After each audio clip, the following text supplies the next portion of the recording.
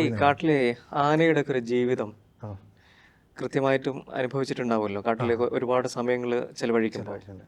ആനേൻ്റെ ജീവിതം എന്ന് പറയുമ്പോൾ ഇവർ 2-3 ടൈപ്പ് കാറ്റഗറി വരും.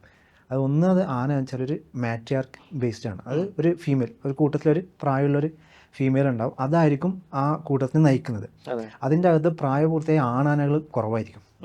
കുട്ടിക്കൊമ്പന്മാരുണ്ടാവും ഒരു 2-3 വയസ്സ് കഴിയുമ്പോഴേക്ക്.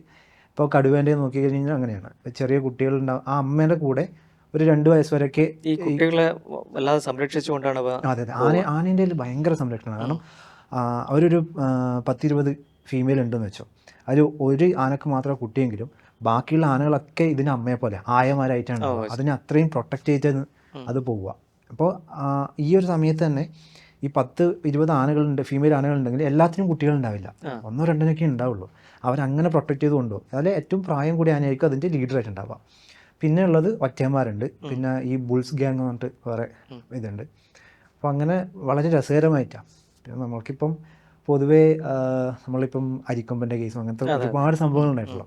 അപ്പോൾ നമ്മൾക്ക് മനുഷ്യന്മാർക്കുള്ളൊരു പ്രത്യേകത വെച്ചാൽ നമ്മൾ നമ്മളുടെ ലൈഫ് സ്റ്റൈലുമായിട്ട് അതിനെ കമ്പയർ ചെയ്യും. അപ്പം അന്നേരം ഒരുപാട് അരിക്കൊമ്പന് കുട്ടി, ഭാര്യ എന്നൊക്കെ പറഞ്ഞിട്ടുള്ള ശരിക്കും അങ്ങനെ ഇല്ല. ഒറ്റന്മാർ ഈ ഫീമെയിലിൻ്റെ കൂടെ പോകുന്നത് ആ മേറ്റ് ചെയ്യണ സമയത്ത് മാത്രമാണ്. അല്ലാത്ത സമയത്ത് അങ്ങനെ ഒരു കുടുംബജീവിതം ഇല്ല. ആണാനെയാണെങ്കിൽ അത് ഒറ്റയ്ക്ക് നടക്കും. അല്ലെങ്കിൽ ചില സമയത്ത് ചെറിയ ഗ്രൂപ്പുകളായിട്ടുണ്ടാവും. പിന്നെ ബുൾസ് ഒറ്റന്മാരോ അല്ലെങ്കിൽ ആണാനകളുടെ ഒരു കൂട്ടം എന്ന രീതിക്ക് ഉണ്ടാവും. അല്ലാത്ത സമയത്ത് ഈ മാട്രിയാർക്ക് ബേസ് ആയിട്ടുള്ള ആ ഒരു പെണ്ണാനേൻ്റെ കൂട്ടം ഉണ്ടാവും. അതിലാണ് കുട്ടികളും പ്രായപൂർത്തിയാവാത്തതൊക്കെ ഉണ്ടാവുക.